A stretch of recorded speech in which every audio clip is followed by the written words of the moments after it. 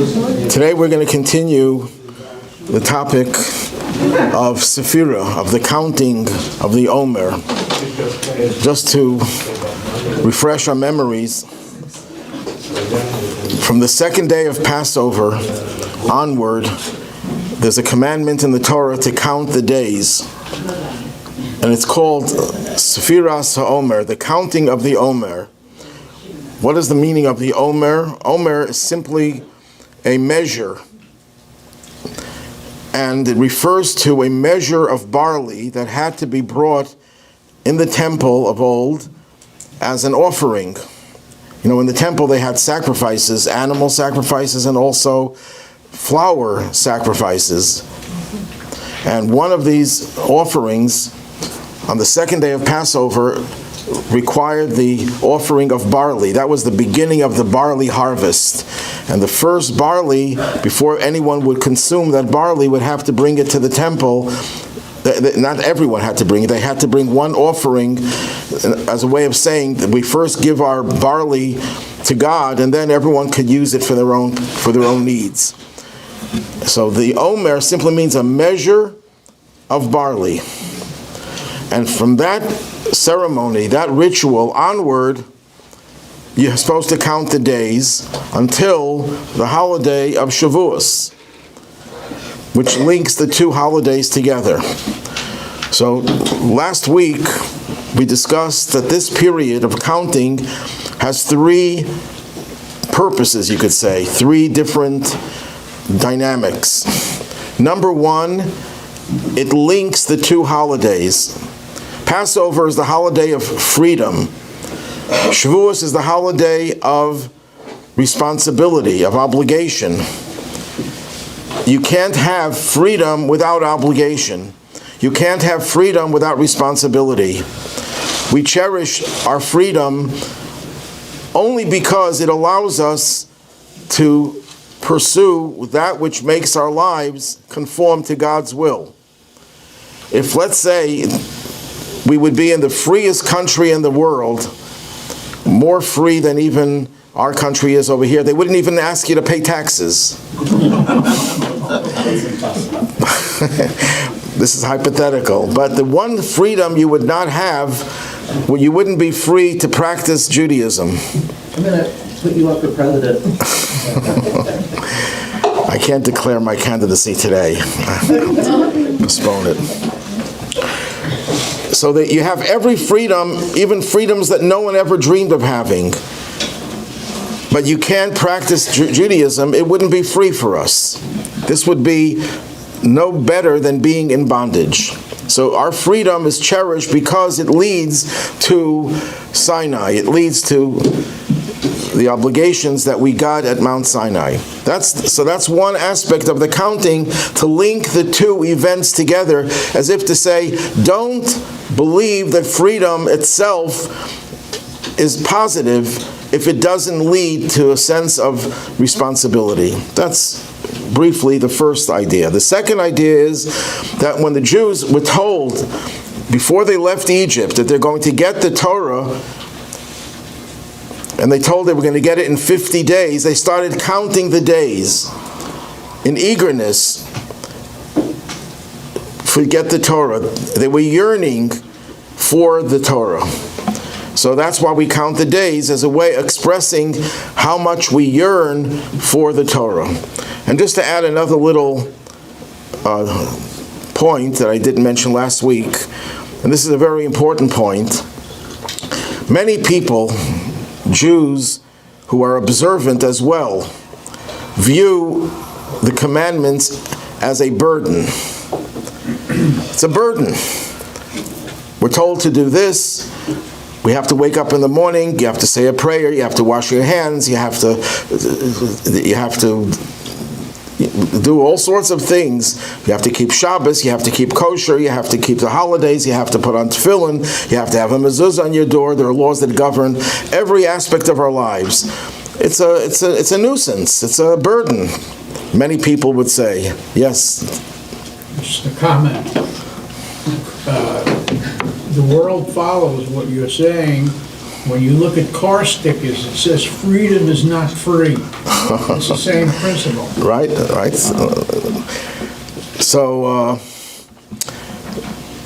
Well, the truth is that's not really the reality. The commandments are not a burden. And there's a famous analogy that is used. Someone is told to fill a wheelbarrow with rocks, with stones, and schlep it up a hill. Schlep is an English word, by the way. Schlep it up a hill, and then you keep all the stones. Very exciting, isn't it? And as you're panting, you're out of breath, you're near the top, and someone tells you, you know what? You dropped a rock, it's at the bottom of the hill, go get it. You're going to want to throw that rock at that person. But I can give you another scenario, the same exact identical scenario, that you'll cherish the fact that you're able to get another rock onto your wheelbarrow if the rocks are diamonds, and you get to keep them at the end. That's how we view every mitzvah we do is a diamond, is precious, and we're excited to do it. That's the ideal, not to feel it's a burden. So the holiday of Shavuot is not a sad day. They tell this joke that this guy who was totally non-observant, who rejected Judaism, and they saw him dancing with the Torah on Simchas Torah. So they asked him, why are you dancing with the Torah? You don't keep any of it. He says, I'm dancing, I'm happy because God gave the Torah, but the police did not have the Torah. If the police had it, we would have to keep it. Now that God gave it, I can do whatever I want. That's a joke. So we yearn to get the Torah. We can't wait to get it. And the third part of the counting is to prepare us, to refine us. The word sephira, which means counting, also means to give off light, to bring light into our lives, to refine us, make us more refined. Because before you can get the Torah, you first have to be a sensitive person, a person who has a feeling for God, a feeling for other people. You have to be sensitive. There's an expression in the Talmud, derech eretz kadma l'Torah. Derech eretz really refers to proper behavior, proper ethics, a decent personality. In Yiddish, we'd call a person who has that trait a mensch. The word mensch literally just means person. But when you say it in Yiddish, it means much more than just a person. If you say someone is a mensch, that's a big compliment. That means they're a decent, wonderful, sweet, appealing person who walks in the room and everyone feels uplifted when you see the person walking into the room. That's what a mensch is. Before you get the Torah, you have to be a mensch. And that's what these 7 weeks are all about, in refining us and making us better personalities. And once you have this better personality, now it doesn't mean you have to wait until you have the best personality to fulfill the commandments, but it means if you want to be receptive to the commandments, you do have to develop your character development. And since there are 7 emotional traits, we work on all 7 during this period. And just by counting itself, that brings light into our souls and prepares us for the Torah. Now, what is the connection to the Omer, the measure of barley? So we'll talk about that right now, but I want to ask 4 questions. In the spirit of Passover, there are 4 questions. I'm going to ask 4 questions. Number 1, how is counting connected to the measure of barley that was offered? They offered barley, and then we count. What's the connection? Number 2, why do we count? Today is day 1. Today are 2 days. Today are 3 days. It should be the reverse. Someone asked this question last week. We have 49 days left, then 48, then 47. When you're counting down, when you're counting because you're waiting anxiously for something to happen, something good to happen, you count down. How many days left? And yet we count the other way around. And the 4th question is, I'm sorry, the third question is, why do we say today is 2 days, or today actually is 17 days? We should say today is the second day, or the 17th day. And question number 4, why is this offering, why is it called the Omer? It's not the Omer that was offered. Omer is a measure. It's the barley. It should be called the offering of barley. Why is it called the Omer, the measure Omer? So I'm going to try to answer all these 4 questions with a better analysis of the subject, and use it as an analogy, the story of Jacob and Rachel, Yaakov and Rachel, the matriarch and patriarch. Jacob runs away from his brother because his brother wanted to kill him, and he finds refuge in the house of his uncle Laban, nice guy. And he loves Rachel. He sees Rachel, he kisses her, and he says to Laban, I want to marry her. And she also wanted to marry him. And Laban says, I want you to work for me for 7 years, and then I'll let you marry her. It's a long engagement, 7 years. Not recommended. But that's what he said. That was the condition. And the Torah says something very strange, that the 7 years were like a few days because of his love for her. That's very counterintuitive. If I say that I love you and I want to marry you, every day is like an eternity that you have to wait. You want to get married right away. You want to start that relationship right away. And here, he was waiting 7 years. It was like a few days. You know the story where someone gets up at an anniversary and says, our marriage for 50 years was like 2 days. Why 2 days? Tisha B'Av and Yom Kippur. Or Simchas Torah and Purim, depending on the couple. So 7 years were like a few days. That doesn't make any sense. But the answer is that Jacob's relationship with Rachel, and it's true about every marriage, ideally, it's not in practice, but ideally, is a spiritual relationship before it is a physical relationship. It's where 2 souls are connected to each other on a spiritual level. And then marriage is where you translate that spiritual relationship into a physical one as well. Marriage is not essentially a physical relationship, it's a spiritual one that pervades all levels until it actually can be expressed in a physical way. If you have the spiritual side of marriage, that's the most important part, even if there's no physical connection, though it's missing something. So what that means is that when Jacob saw Rachel for the first time, he already generated that spiritual connection, and he was already enjoying the relationship on a spiritual level. He was already married to her in a certain sense. So every day was blissful for him.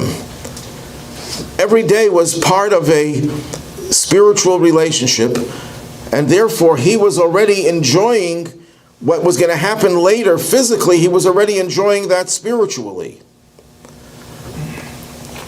So it was like a few days, because it was blissful, this entire 7 years, and the fact that he had to work for it made it even more blissful. Because anytime you invest energy in anything, including in a relationship, that relationship is so much deeper, is so much more profound, and so much more meaningful. So Jacob was in ecstasy for 7 years until he was able to actually marry Rachel and consummate the marriage. In a similar vein, when we talk about counting the days, what we're doing is we're actually projecting into the future. At the end of this count, we're going to get the Torah, which is a relationship. It's actually likened to marriage.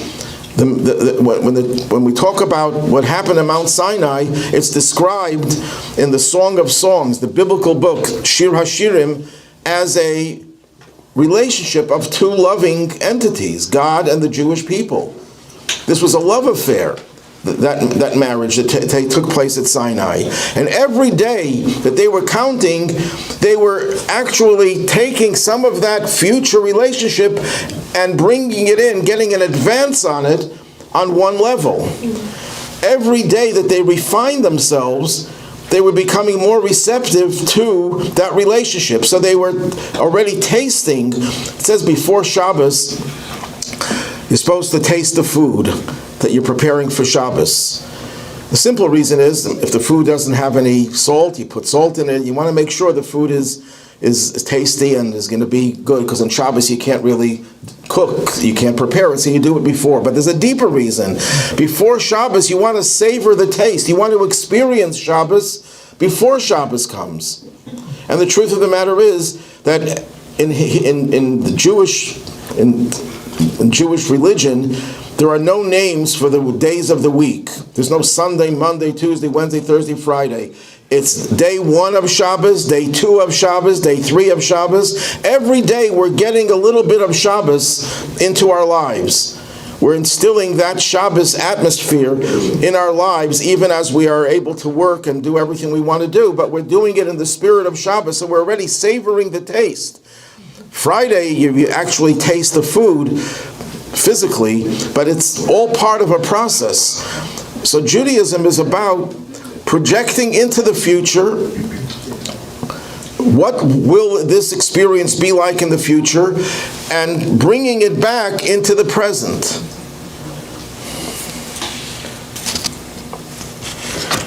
So they were taking the end result and internalizing it every day. And that's why they said today is one day. Today is 2 days. Not the second day or third day. If I say second or third, that means it's only one day.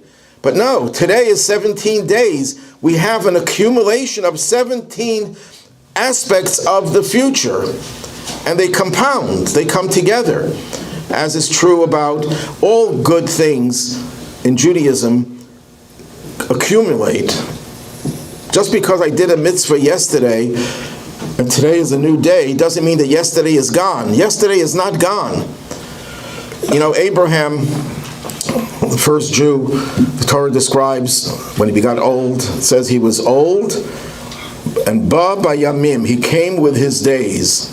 What exactly does that mean? I mean, if it says he's old, we know what old means. He has a lot of days. But the answer is that each day for Abraham was a day. We can be 100 years old, chronologically, but you can be a year old, 10 years old, 20 years old, because not each day of your life was a meaningful day.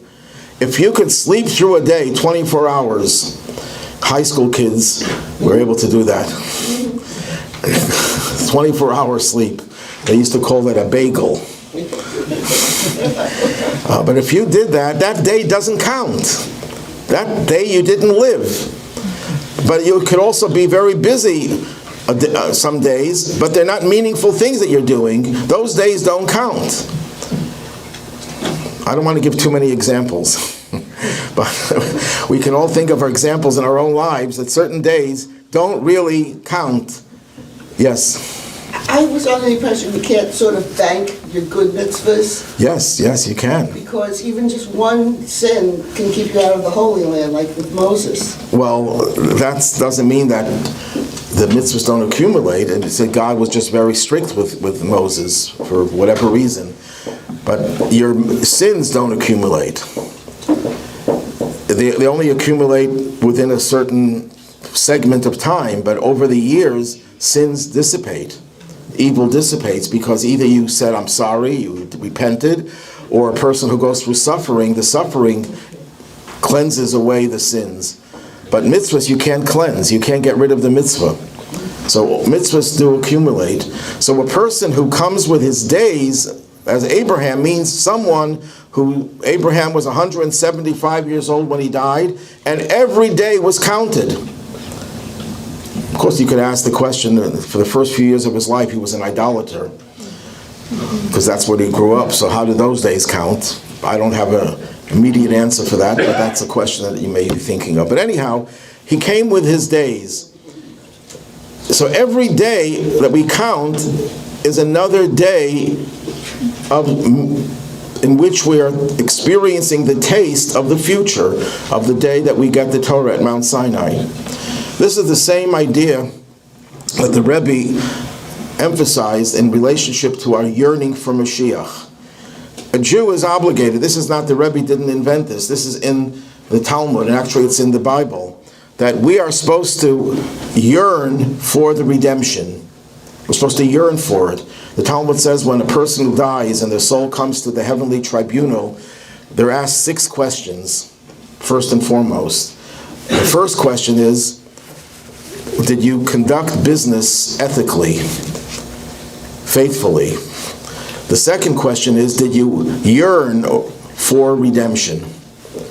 Why is that yearning for redemption so important? Because what yearning for something positive means that you're actually bringing the positive into your life right now. Besides the fact that a person who has, we discussed last week, a person who has no ambition, has no yearning, is really not it's not fully human. Being human means that you're striving to get something more. Some people translate that into physical things, into things that have no real depth and meaning. But the idea that you're yearning for something is part of being human. And the right type of yearning is yearning to get the Torah at Mount Sinai, the yearning for Mashiach. But how do you express that yearning? Not to go to sleep and say, I want it to happen, but it's not part of my life. You make the future part of your life. It's very simple to understand that. For example, if you project into the future, into a utopian world, in that world there will be no more jealousy. So work on not having jealousy now. Why wait until Mashiach comes to take away your jealousy? Stop being jealous now. If you're violent, stop being violent. If you're not kind, be kind now. Everything that we can project into the future that will happen with us, yearning means that we translate it into behavior today. That's why I named my book Light from the Future. The idea is to take the light of the future and bring it into the present. Most times we think,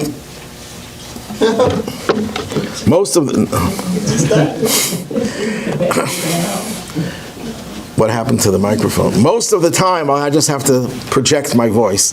Most of the time, we think of today, doing what I have to do today. But really, we have to think about the future and bring the future into the present. And that's what the counting of the Omer is all about.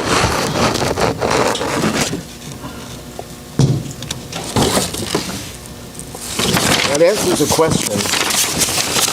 If you remember in the Haggadah that we said on Passover, it said over there that if God would have brought us to Mount Sinai and not given us the Torah, dayenu, that would be enough. Someone once tried to edit the dayenus, too many of them, and he cut and pasted, and he said the following: if God would have given us their money and not given us the Torah, dayenu, we would be happy. But that's not what it says. If God would have brought us to Mount Sinai and not given us the Torah, dayenu, that would be, what's the big deal of standing in front of Mount Sinai? If you're not getting the Torah, standing in front of a mountain doesn't really mean anything. And the answer is, at least one answer is, that yes, when they stood at Mount Sinai, of the 49 days that they counted, they were just 6 days shy of the end. They were extremely filled with this spiritual energy that they accumulated after 43 days. When they stood in front of Mount Sinai, they already felt the Torah. Not completely, but it's not as if they got the Torah at Mount Sinai, there was a surprise. If it was a surprise, it was only because they were taken to a much higher level, but they actually were able to instill within them, they had instilled within them this great passion for the Torah, and the experience of Sinai preceded the actual giving of the Torah. So this answers the question, why do we say 17 days as opposed to the 17th day? Because we actually have 17 days of refinement, of experiencing the spirituality of the future. It's like in the morning, what time is sunrise? Let's say sunrise is 7 o'clock. It's light before 7 o'clock. The light of where's that light coming from? It's coming from the sun, but the sun isn't there yet. The answer is the sun, which will come in a few minutes, is already projecting its light before it rises. That's how we view the days of Sphira, the counting, that each day we project the future into the present. So that answers the question, why do we say 2 days or any number rather than today is the second day? And then it also answers the question, why instead of doing 49 days, 48 in descending order, we do it in ascending order, because each day you accumulate another day, another bit of the future. Now we still have to understand, how is counting connected to the measure of barley that was offered, and why focus on the measure? So that's what we're going to talk about now. The Omer, the measure of barley, was there were only 2 offerings that involved barley. All other offerings of flour in the temple were from wheat. Barley was only used for the counting ritual, that was the beginning of the counting, and also a woman suspected of adultery would come to the temple and bring an offering, and that offering consisted of barley. Why barley for these 2 things? So the Talmud explains, barley in those days, I emphasize in those days because things change today, was used only for animals. People did not eat barley. Barley, it was an insult to serve someone barley because it was considered food for animals. Today, I think things changed. People put barley in their cholent. Wheat was considered to be human food. So the woman suspected of adultery acted in an animalistic way. She behaved in a very uncouth way, in a very animalistic way. So her offering was also something that reminded her of the animal trait that she possessed. But why would the counting of the Omer involve animal food? And the answer is because that's the whole idea of the Omer. You're not just counting days, you're refining yourself. Now, what part of yourself do you have to refine? A human being is a composite of 2 drives. A godly drive, the conscience that motivates you to do good, and the animal drive that makes you do whatever is enjoyable and whatever is gratifying, whatever enhances your physical being. Whether it could be money, it could be anything, but it's materialistic and animalistic. So we have to refine the animal in us. That's what the 49 days are about, is refining all the 49 different aspects of our animal personality. And that's why the offering started off, the process of counting was something that was symbolic of and suggestive of the animal within us. So that explains the connection of the Omer to the counting. You establish that we are now going to offer our animal to God.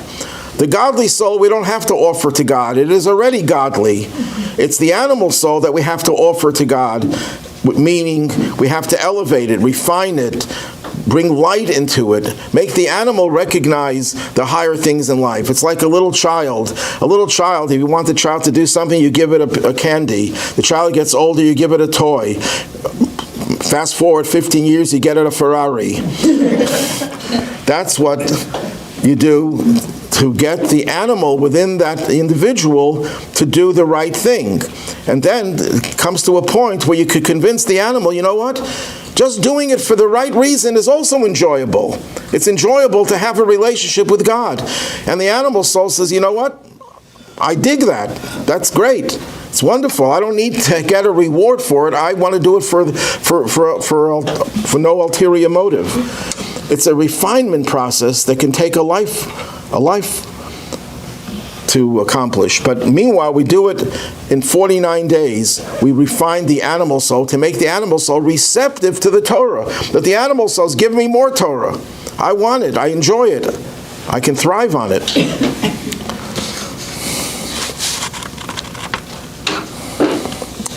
But still, why the measure? That's the biggest difficulty here. Why do we focus on the offering of barley, but not mentioning the word barley, but mentioning the word Omer, which is the measure? Where else do we find the measure of an Omer used in the Torah? It's also found in another place. When the Jews were in the desert, they didn't have any food after the matzah was used up. They had manna from heaven. The manna from heaven descended every day except for Shabbos, and that fed them for the entire day. How much manna fell down? How much did each person collect? 1 Omer. 1 Omer. 1 measure, whatever that measure is. It's let's say 3 pounds of dough. But what happens if someone collected more? Let's say they really wanted to eat a lot, so they collected more manna, and they measured it when they came home. It was still 1 measure of Omer. Even let's say someone was not strong enough to collect, and they only collected a little bit. They came home, it was 1 Omer. No matter how much you collected, it never was more or less than an Omer. What was the point in God? God's performing a miracle, He's sending down food from heaven.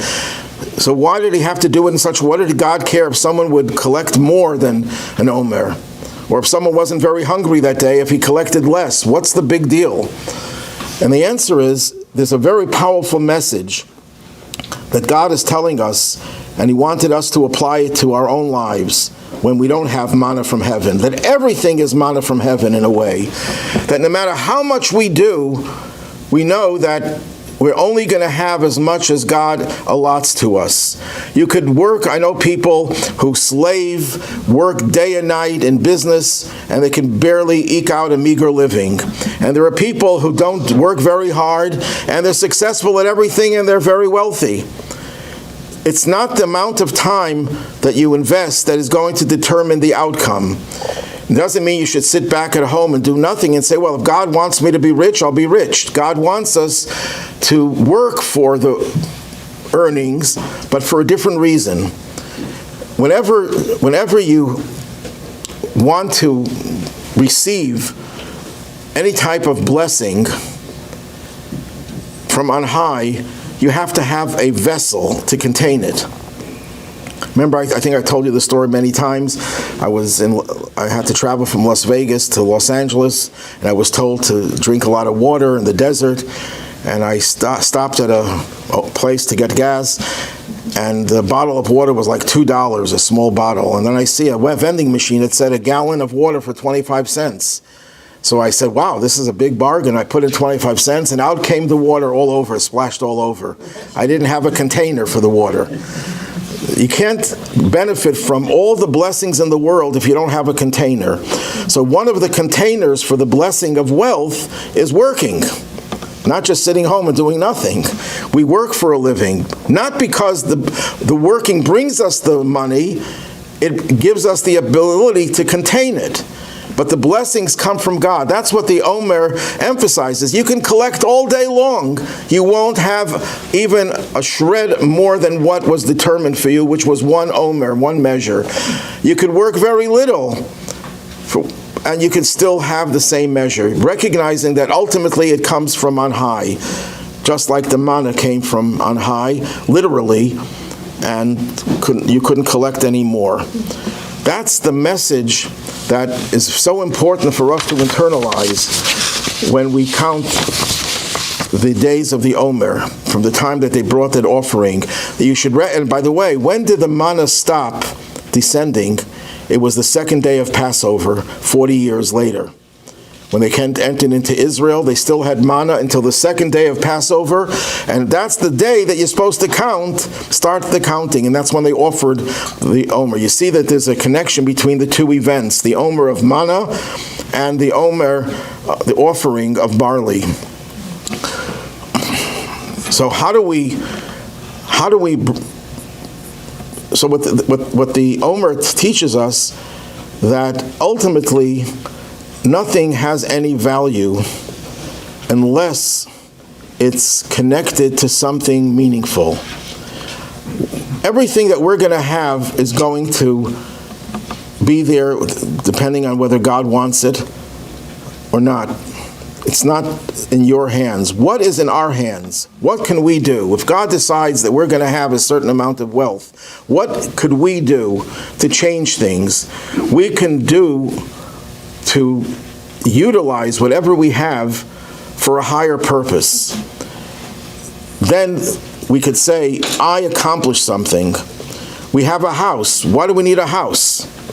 We need a house so we can put a mezuzah on the door. You don't put a mezuzah on the door because you have a house, you need a mezuzah. The reason why you have the house is to put the mezuzah. To put the mezuzah and to have kosher food and to observe the Shabbos and the holidays, to be charitable, invite needy people into your home, and so on and so forth. It's the end that makes the means valuable.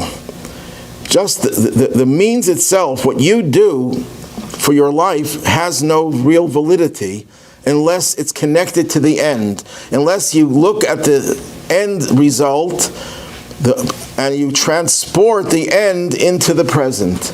That's what makes the days into full days. Every day when we wake up in the morning, it's not just that we should say, I want today to be better than yesterday, but I want today to reflect tomorrow. And that way you elevate those days. And that's what the whole counting is all about. And it's connected to the idea of the Omer, of Barley, because that Omer teaches us that ultimately whatever happens to us is determined by God. We can only determine whether it has real value or not. Yes? Does that mean, in regard to money accumulation, that the money accumulation doesn't matter, it's how money gets used? Yes. Money has no value in and of itself. What do you mean has no value? I can buy a huge house, I can buy a sports car, I can do so much with money. It has no meaning. Unless you connect whatever you do with money to something higher, to the end. That's what the whole counting is about. It's about projecting what the end will be and bringing the end into the present. There's a story I'll read it.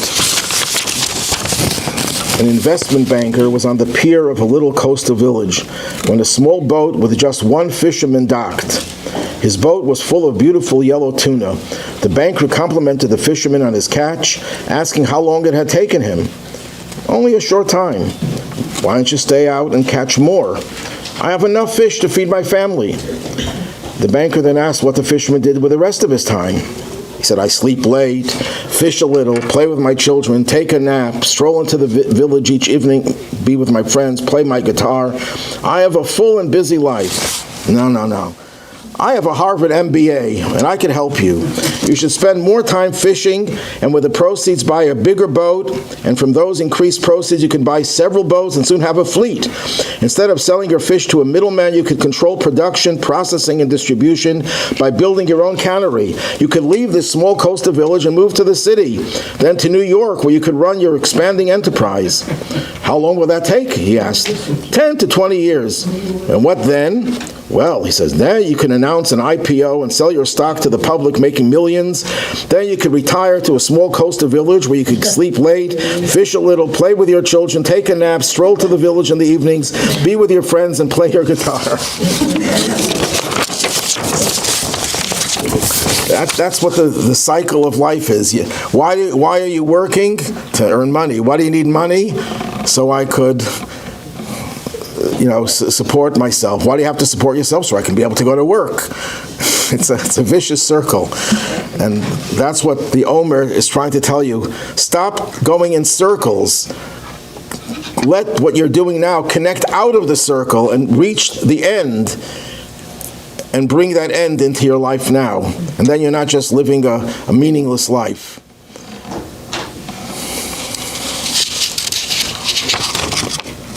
Any questions?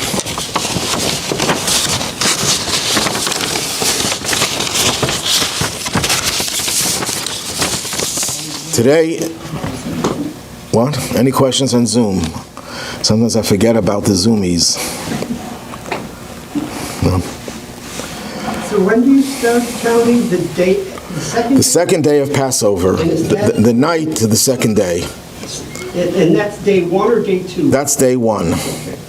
So we don't count the first day. The Omer was brought on the second day, and that day, the night before, is when we say today is 1 day. The next night, today is 2 days. Yes? So, this is the second week now. The third week. We're in the third week. Now it's 17. 17. So it's in the middle of the third. How should we be refining ourselves? What is the program of refining? Okay, this is the week of Tiferes. Tiferes is harmony, beauty, harmony, synthesis, bringing together our trait of kindness and a trait of judgment, and making them into a more wholesome thing. But the Talmud says that Tiferes, beauty, is also Torah. This Torah is besides everything else about the Torah has a synthesizing effect. Torah is able to balance. If you don't have Torah, people go in every direction emotionally, and you don't have a stable life. Torah gives you a stability to life, where you know when to go to the right, when you have to go to the left. You know, in the world today, we have the most polarized world. We have right and left, and they hate each other. And people who are right don't know how to see any good in the left. People on the left can't see any good in the right. Torah gives you a way of seeing things the way they really are, and to synthesize that. Now, today is not just Tiferes, it's Tiferes within Tiferes. Now, it's interesting, today is the birthday of the 4th Chabad Rebbe, known as Rabbi Shmuel. And he was born on this day, and once, when he was a young child, he was tested by his teacher, by his father and his teacher, and he answered brilliantly. So the teacher was very excited, and he says to his father, "Look, aren't you excited about your son's brilliance?" And he says, "I'm not so impressed. What do you expect? He was born on Tiferes Shebet Tiferes, beauty within beauty." What does that mean? It means that his whole life was about synthesis. That's the type of soul he had.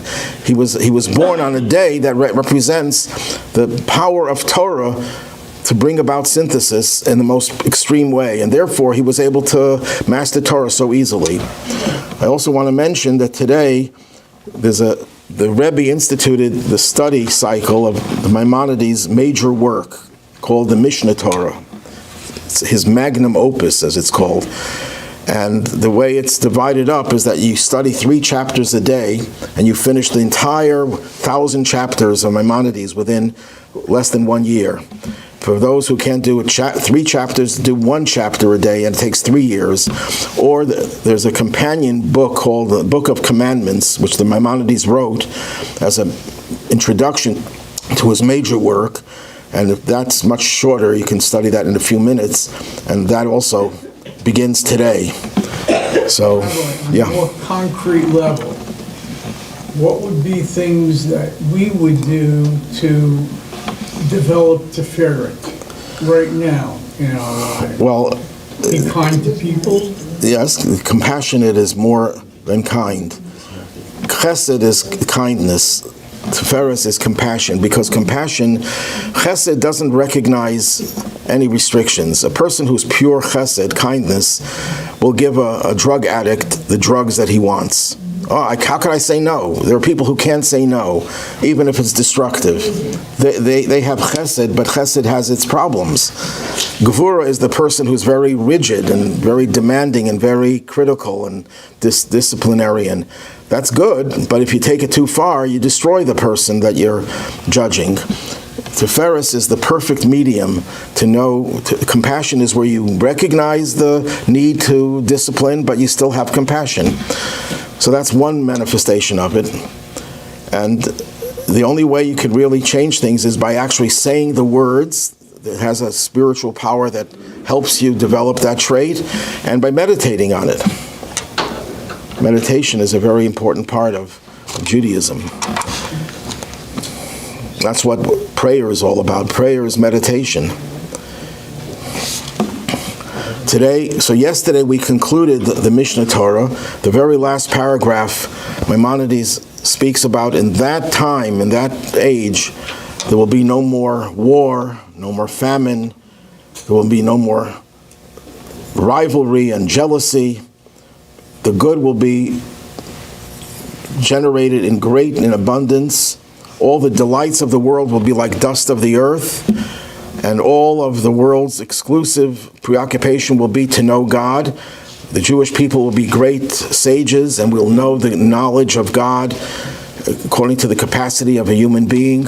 As it says in Isaiah, that the whole world will be filled with the knowledge of God as the seabed is covered with water.